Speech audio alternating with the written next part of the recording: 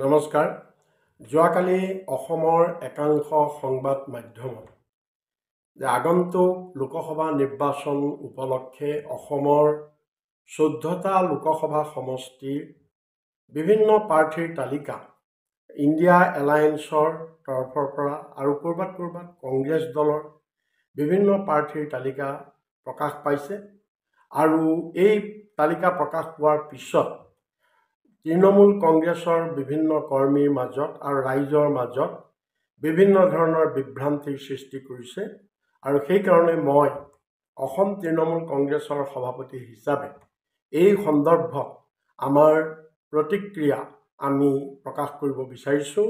প্ৰথম কথা হৈছে উক্ত যিখন তালিকা ইণ্ডিয়া এলায়েন্সৰ প্ৰাৰ্থীৰ তালিকা বুলি যি তালিকা প্ৰচাৰ হৈছে সেইখন তালিকা আচলতে তাৰ কোনো ভিত্তি নাইকিয়া। এইটো নিশ্চয় কোনোবা এটা দুষ্ট চক্ৰই বিভ্ৰান্তি কৰিবৰ কাৰণে এই তালিকা প্ৰকাশ কৰিছে।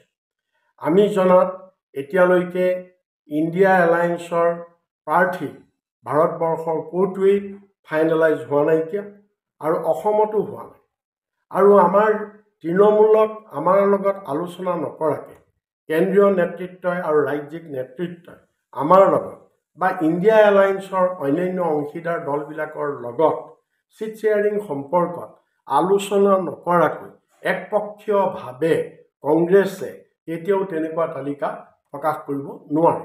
গতিকে এই তালিকাখন সম্পূৰ্ণৰূপে অবৈধ আৰু ইয়াৰ কোনো ভিত্তি নাইকিয়া। ইয়াত বিভ্ৰান্তি নহ'বৰ কাৰণে আমি ৰাইজক আহ্বান জনাইছোঁ।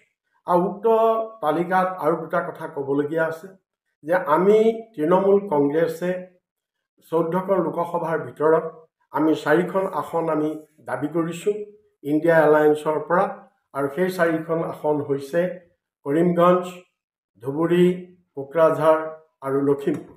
কিন্তু আশ্চৰ্যজনকভাৱে উক্ত তালিকাত আমি তৃণমূলে নিবিচৰা এটা সমষ্টি যেনে শিলচৰ সমষ্টি, সেই শিলচৰ সমষ্টি যোৱাকালি যিখন তালিকা প্ৰকাশ পাইছে তাত শিলচৰ সমষ্টিৰ বিপৰীতে কোনো প্ৰাৰ্থীৰ নাম দিয়া নাই, কিন্তু উল্লেখ কৰা হৈছে যে শিলচৰ সমষ্টিটো তৃণমূল কংগ্ৰেছৰ কাৰণে সংৰক্ষিত কৰি ৰখা হৈছে। এইটো এটা ভুল কথা। আমি শিলচৰ সমষ্টি আমি বিচৰা নাইকিয়া আৰু আমি নিবিচৰা এটা সমষ্টি এতিয়াও আমাক জাপি দিব নোৱাৰে। গতিকে মই সেইকাৰণে ৰাইজক বিভ্ৰান্ত নহ'বৰ কাৰণে মই অনুৰোধ কৰিছোঁ। আৰু ক'ৰবাত সংবাদ মাধ্যমত মই দেখিছোঁ মোৰ নিজৰ বেলিকা যে শোণিতপুৰৰ যি প্ৰাৰ্থীৰ তালিকা সেই প্ৰাৰ্থীৰ তালিকাত মোৰ নামটোও তাত প্ৰকাশ কৰি দিছে, কংগ্ৰেছৰ প্ৰাৰ্থীৰ লগতে মোৰ নামটোও তাত প্ৰকাশ কৰি দিছে। এইটো এটা বিভ্ৰান্তিমূলক কথা, কাৰণ আমি কোনো কাৰণত আমি শোণিতপুৰ চিটটো আমি তৃণমূলে বিচৰা নাইকিয়া।